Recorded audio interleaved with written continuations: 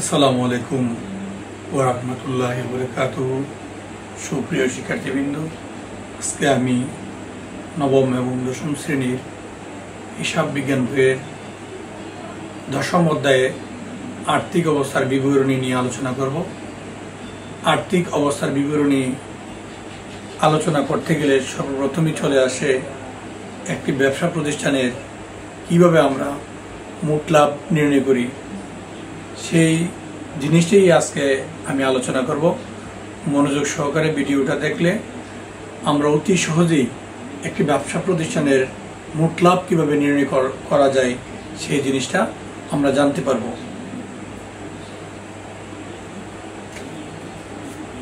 মোট লাভ বের করতে গেলে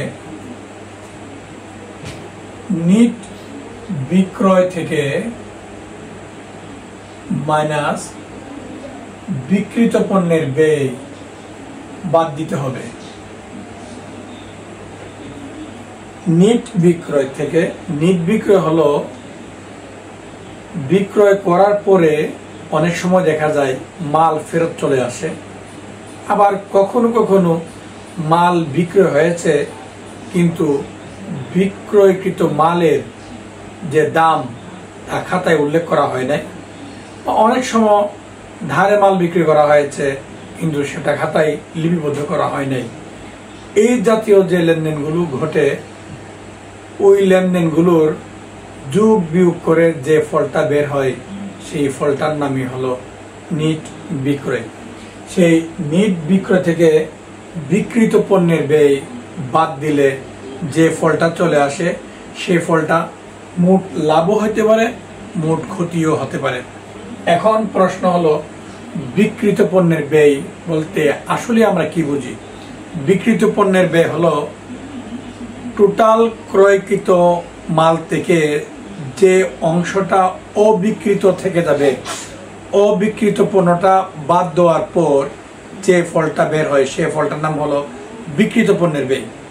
অর্থাৎ ক্রয়কৃত মাল থেকে অবিক্রিত পণ্য অথবা ক্রয়কৃত মালের খরচ এবং ক্রয় করতে যে আনুষঙ্গিক খরচ হলো, টোটাল খরচ থেকে অবিক্রিত পণ্যটা বাদ দিলে যে ফলটা পাওয়া যাবে সেই ফলটার নাম হলো বিক্রিত পণ্যের ব্যয়।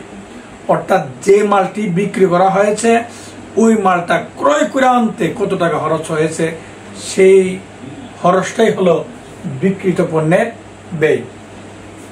নিট বিক্রয় থেকে বিক্রিত পণ্যের ব্যয় বাদ দিলেই আমরা মোট লাভ অথবা মোট ক্ষতি পেয়ে যাব। এখন প্রশ্ন হলো, বিক্রিত পণ্যের ব্যয় যে বললাম, নিট ক্রয়কৃত পণ্য এবং ক্রয় করতে যে আনুষঙ্গিক খরচ হলো সেই খরচ থেকে যে পণ্যটা বিক্রয় করা হবে না সেই পণ্যটা মাইনাস করলে বিক্রিত পণ্যের ব্যয় পাওয়া যায়। সেই জিনিসটা আমরা বোর্ডে দেখি। বিক্রিত পণ্যের ব্যয়,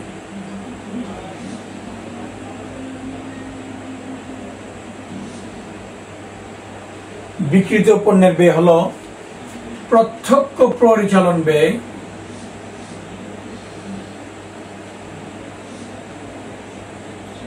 মাইনাস সমাপনী মজুত পণ্য। সমাপনী মজুত পণ্যের নামই হলো অবিক্রিত পণ্য। এখন প্রত্যক্ষ পরিচালন ব্যয় হলো একটি ব্যবসা প্রতিষ্ঠানের মধ্যে মাল ক্রয় করার পর ওই মাল ব্যবসার মধ্যে অর্থাৎ দোকানের মধ্যে অথবা ব্যবসার গুদামের মধ্যে মাল আসার আগ পর্যন্ত যতগুলো খরচ হলো সবগুলো খরচকে আমরা প্রত্যক্ষ পরিচালন ব্যয় বলে থাকি।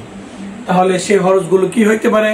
সেই খরচগুলো হতে পারে এরকম, ব্যবসাটি যদি পুরাতন হয়ে থাকে তাহলে যেই বছরের আমরা হিসাব করব ওই বছরের পূর্ববর্তী বছরে কিছু মাল আছে যে মালগুলো এখনো বিক্রি করা হয় নাই, এটা এই বছরের জন্য প্রারম্ভিক মজুত পণ্য। তাহলে প্রত্যক্ষ পরিচালন ব্যয় গেলে প্রথমত আমরা পেয়ে যাব প্রারম্ভিক মজুত পণ্য।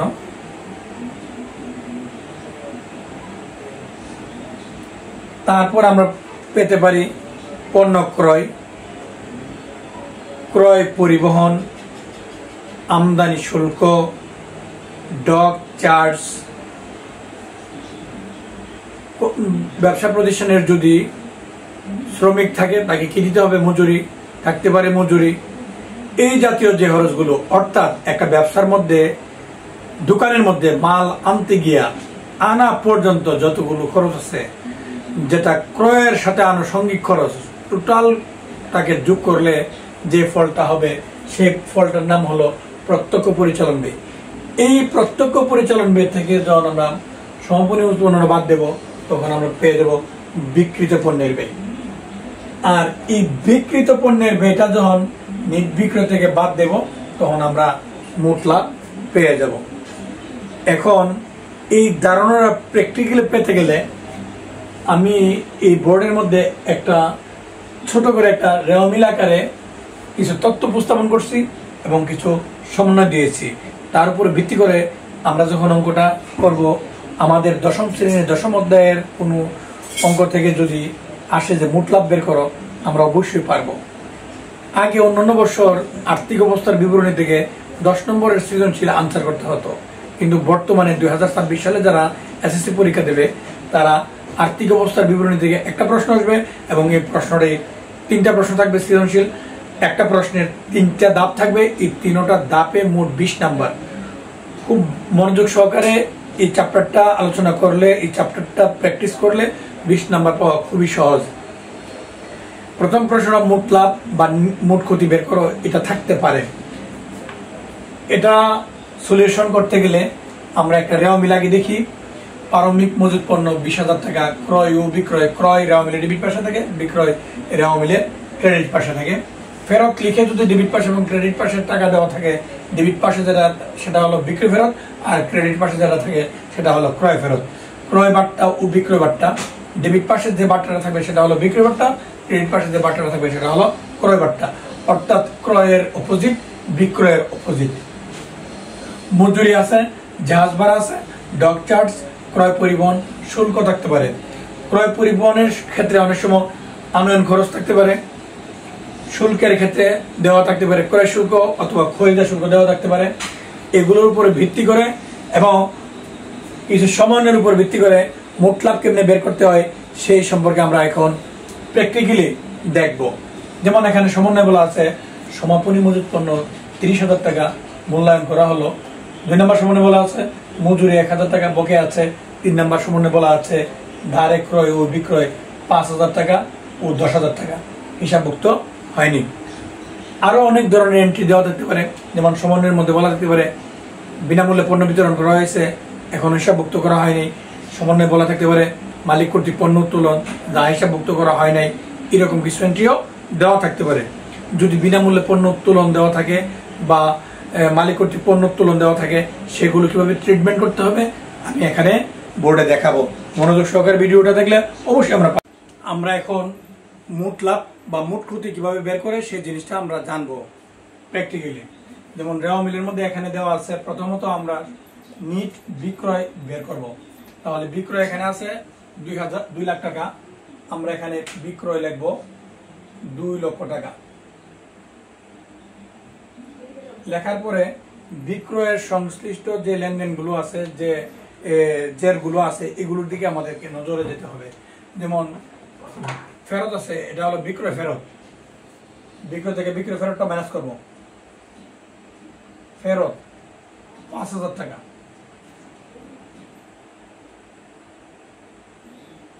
$1,95,000 টাকা। ডেবিট পাশে যে বার্তাটা আছে, ক্রয় এবং বিক্রয় সংশ্লিষ্ট যে বার্তা আছে, একটা হচ্ছে ক্রয় বার্তা, একটা হচ্ছে বিক্রয় বার্তা। ডেবিট পাশের রেওয়ামিলের যে বার্তাটা থাকে সেটা হলো বিক্রয় বার্তা মাইনাস বিক্রয় বার্তা।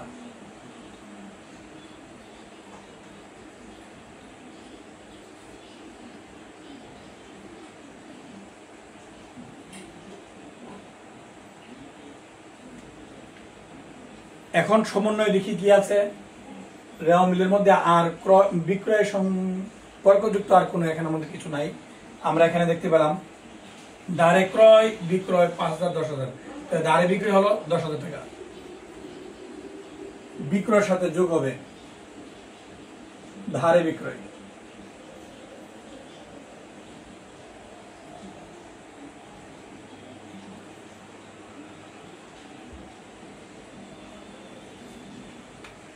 তারপরে এন্ট্রি আছে আর কোনো কিছু আছে কিনা বিক্রয়ের সাথে, সেটা আমরা দেখব। যদি কোনো কিছু না থাকে তাহলে আমরা ডাইরেক্টলি এখানে বসিয়ে ফেলবো।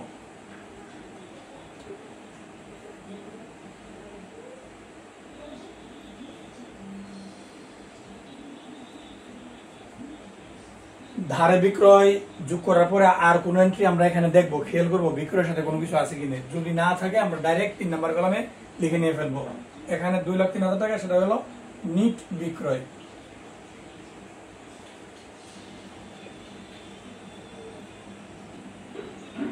এখন এই নিট বিক্রয় থেকে বাদ দেবে কি বিক্রিত পণ্যের ব্যয়। বিক্রিত পণ্যের ব্যয় বাদ দিলেই আমরা মোট লাভ বা মোট ক্ষতি পেয়ে যাবো। এখন বিক্রিত পণ্যের ব্যয় বাইরে করার সূত্র হলো প্রত্যক্ষ পরিচালন ব্যয় মাইনাস সমাপনী মজুত পণ্য। তাহলে প্রত্যক্ষ পরিচালন ব্যয়ের এন্ট্রিগুলো আমরা এখান থেকে বের করবো। প্রত্যক্ষ পরিচালন ব্যয়ের এন্ট্রি কি আছে এখানে? প্রারম্ভিক মজুত পণ্য।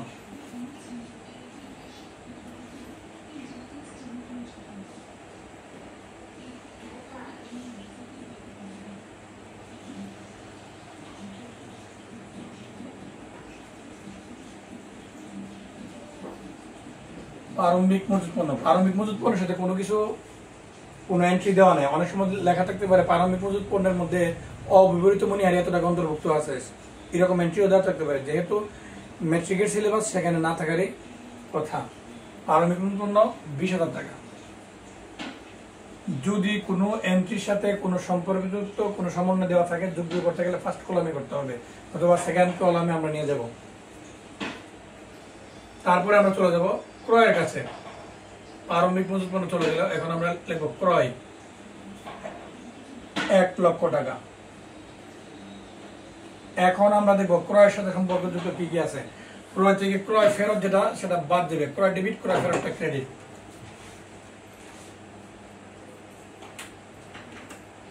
ক্রয় ফেরত 10,000 টাকা।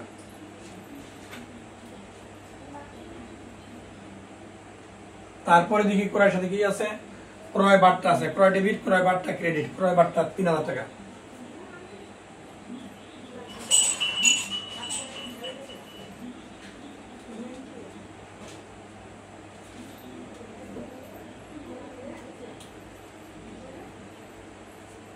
এখন আমরা দেখব ক্রয়ের সাথে আর কোনো এন্ট্রি আছে কিনা। যেমন মালিক কর্তৃক পণ্য তোলন 1,000 টাকা হিসাবভুক্ত হয়নি। মালিক কর্তৃক যদি পণ্য তোলন করে ক্রয়কৃত পণ্যের পরিমাণ কমবে, মাইনাস পণ্য তোলন।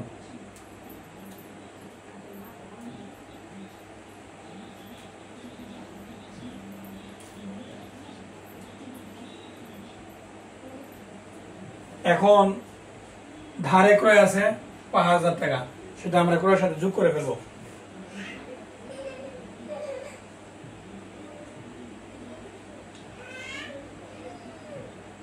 যোগ করার পরে দেখবো আর কোনো এন্ট্রি আসেনি। যদি না থাকে টোটালটা যোগ করে আমরা 2 নাম্বার কলামে নিয়ে আসবো।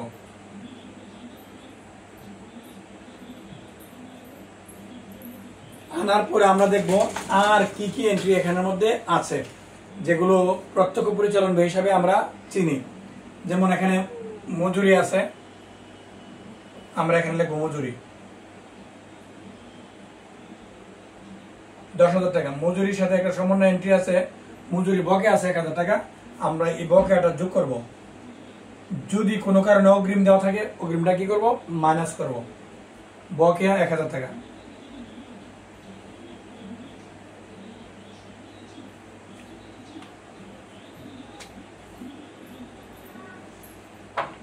এখন আমরা দেখবো আর কি কি এন্ট্রি আছে। যেমন জাহাজ ভাড়া আছে, দেখবো এখানে জাহাজ ভাড়া।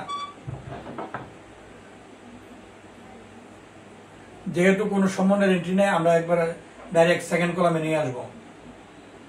20,000 টাকা। তারপর আছে ডক চার্জ। ডক চার্জ 5,000 টাকা। অনেকেই বলে স্যার ডক চার্জ কি? ডক চার্জ হলো মাল যখন বিদেশ থেকে আমদানি করা হয়, তখন জাহাজ যখন সমুদ্রে আসে, সি পোর্টে আসার পরে এই মালগুলো আনলোড করার জন্য যে জায়গাটা ভাড়া নেওয়া হয় ওই জায়গাটার নাম হলো ডক ইয়ার্ড। ওই ডক ইয়ার্ডের জন্য যে ভাড়াটা দিতে হয় মাল রাখার জন্য ওই চার্জটার নাম হলো ডক চার্জ। সেটা মাল ক্রয় করার সময় এই খরচটি লাগে, এই জন্য এই খরচটা হলো প্রত্যক্ষ খরচ, অর্থাৎ ক্রয়ের সাথে যে আনুষঙ্গিক খরচ আছে এই খরচটাও একটা। তারপর আছে ক্রয় পরিবহন,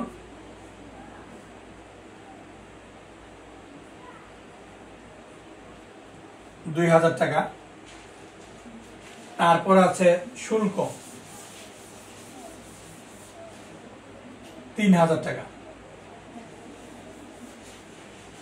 এখন আমরা এই টোটালটাকে যোগ করব, যোগ করে এই যোগফল থেকে সমাপনী যে মজুত পণ্যটা আছে এই 30,000 টাকা, এই সমাপনী মজুত পণ্যটা আমরা কি করব, মাইনাস করব। 20 আমরা এই 20, 91,000, 11,000, 20,000, 5,000, 2,000, 3,000 এই সবগুলো আমরা যোগ করব। যোগ করে যোগফলটা আমরা এখানে লিখব। লেখার পরে এই যোগফল থেকে আমরা মাইনাস করব সমাপনী মজুত পণ্য।